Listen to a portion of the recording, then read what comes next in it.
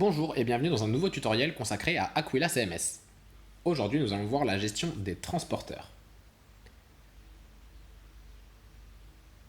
Vous retrouverez ici l'ensemble des transporteurs déjà configurés sur votre back-office.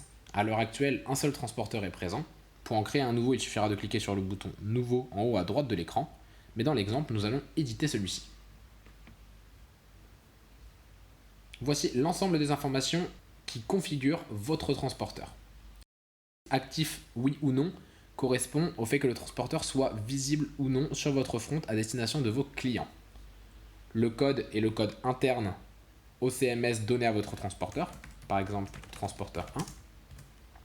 Le nom est le nom de votre transporteur que les clients verront sur le front, et notamment aussi à travers les emails.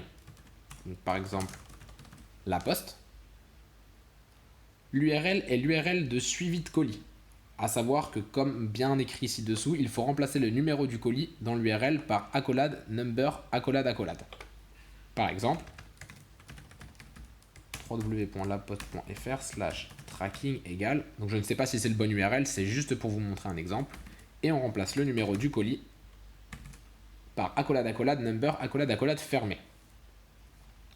L'URL du logo, l'URL fait tout simplement appel à vos médias et aux médias tout simplement de votre transporteur pour l'afficher sur le front. Traitement de préparation qui peut être en jours, en semaines ou en heures en fonction de votre transporteur. À savoir qu'il peut également être égal à 0 jours de préparation. Le minimum d'achat pour expédition gratuite, donc ça parle de soi. Le taux de TVA appliqué à votre transporteur et les informations clients. Les informations clients, ce sont des informations de votre transporteur à destination de vos clients finaux. Par exemple, ce transporteur ne monte pas les colis à l'étage. Merci de se retrouver devant la porte de l'immeuble.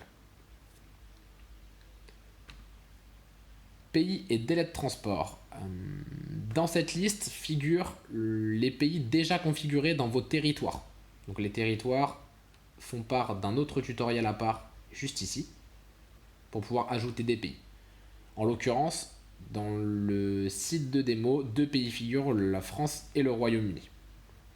Il suffit maintenant de définir un nombre de jours, d'heures ou de semaines pour pouvoir tout simplement indiquer le temps, le délai de transport par pays. Donc, par exemple, dans l'exemple, celui-ci, la France mettra 2 jours de transport et le Royaume-Uni mettra 6 jours.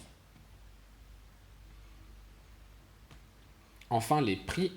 Tout simplement, cette partie permet de binder les prix en fonction du poids de vos colis.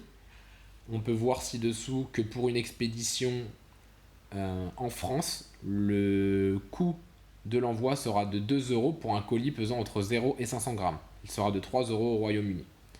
Vous pouvez juste ici modifier les prix, donc par exemple 3 et 4 euros pour la France et le Royaume-Uni, mais vous pouvez également supprimer une section, en rajouter une. On va prendre l'exemple entre 501 grammes et 1 kg. Et on va en rajouter une pour au-delà de 1 kg.